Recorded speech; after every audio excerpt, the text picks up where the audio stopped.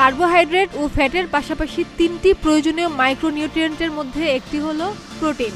এগুলো এমন পুষ্টি যা মানবদেহের সঠিকভাবে কাজ করার জন্য খুবই গুরুত্বপূর্ণ। প্রোটিন দেহের প্রয়োজনীয় পুষ্টি ও বিকাশের জন্য অত্যন্ত গুরুত্বপূর্ণ। এছাড়া দেহে পর্যাপ্ত প্রোটিনের চাহিদা পূরণ না হলে ঠিকমতো বেড়ে ওঠা কঠিন হয়ে পড়ে।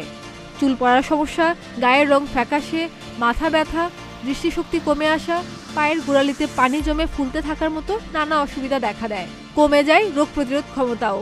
এদিকে প্রোটিনযুক্ত খাবার রক্তে গ্লুকোজের মাত্রা স্থির রাখতে, হরমোনের ভারসাম্য ও ওজন নিয়ন্ত্রণে রাখতে সাহায্য করে। তাই একজন সুস্থ স্বাভাবিক ব্যক্তির সুস্থ থাকতে প্রতিদিন নির্দিষ্ট পরিমাণ প্রোটিন খাওয়া প্রয়োজন।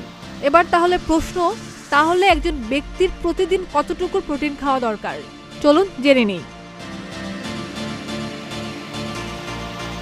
50 কেজি ওজনের একজন প্রাপ্তবয়স্ক ব্যক্তির দৈনিক 50 গ্রাম প্রোটিন খেতেই হবে। কোনো শিশুর ওজন যদি 20 কেজি হয় তাহলে তাকে 25 গ্রাম খেতে হয়। আর আপনার বাসায় প্রবীণ ব্যক্তিটির যদি কোনো ধরনের কিডনির জটিলতা না থাকে তাহলে তাকে দৈনিক প্রোটিন খেতে হবে তার ওজনের 1.5 গুণ গ্রাম। গর্ভবতী বা দুগ্ধদানকারী মায়েরও একই নিয়মে প্রোটিন খেতে হবে।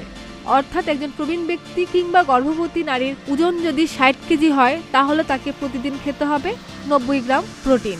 তবে এই হিসাব ন্যূনতম। এর চেয়ে কম প্রোটিন খেলে শারীরিক নানা সমস্যা দেখা দেবে। কারণ সাধারণত শরীরের ওজনের প্রতি কিলোগ্রাম ন্যূনতম 0.8 থেকে 1 গ্রাম আমিষযুক্ত খাবার গ্রহণ করা উচিত। যারা ভারী ব্যায়াম করেন তাদের ওজনের ভিত্তিতে 1.5 থেকে 2 গ্রাম পরিমাণ প্রোটিন খাওয়া দরকার। খাদিজা নিপা, প্রতিদিনের বাংলাদেশ।